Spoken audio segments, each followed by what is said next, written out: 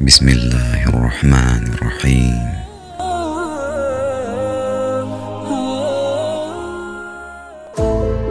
Qada dan qadar. Allah berfirman, tiada suatu bencana yang menimpa di bumi dan tidak pula pada dirimu sendiri, melainkan dia telah tertulis dalam kitab Lauh Mahfuz sebelum kami menciptakannya. Quran Surah Al-Hadid ayat 22. Tinta pena telah mengering, lembaran-lembaran catatan ketentuan telah disimpan, setiap perkara telah diputuskan dan takdir telah ditetapkan. Maka Allah berfirman, katakanlah, sekali-kali tidak akan menimpa kami, melainkan apa yang telah ditetapkan oleh Allah bagi kami. Quran Surah At-Taubah ayat 51. Apa yang membuat kita benar, maka tak akan membuat kita salah.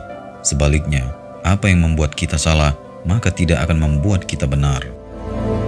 Jika keyakinan tersebut tertanam kuat pada jiwa kita dan kukuh bersemayam dalam hati kita, maka setiap bencana akan menjadi karunia, setiap ujian menjadi anugerah, dan setiap peristiwa menjadi penghargaan dan pahala.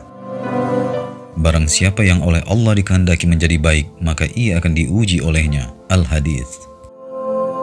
Karena itu, wahai saudaraku, jangan pernah merasa gundah dan bersedih dikarenakan suatu penyakit, kematian yang semakin dekat, kerugian harta, atau rumah terbakar. Betapapun, sesungguhnya Sang Maha Pencipta telah menentukan segala sesuatunya dan takdir telah bicara.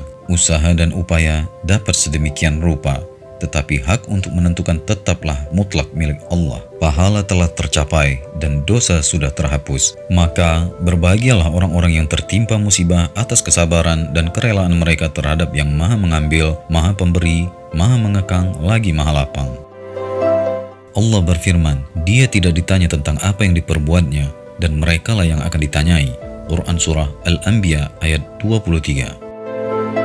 Saraf-saraf kita akan tetap tegang, kegundahan jiwa kita tak akan reda, dan kecemasan di dada kita tak akan pernah sirna sebelum kita benar-benar beriman terhadap qada dan qadar. Tinta pena telah mengering bersamaan dengan semua hal yang akan kita temui, maka jangan biarkan diri kita larut di dalam kesedihan.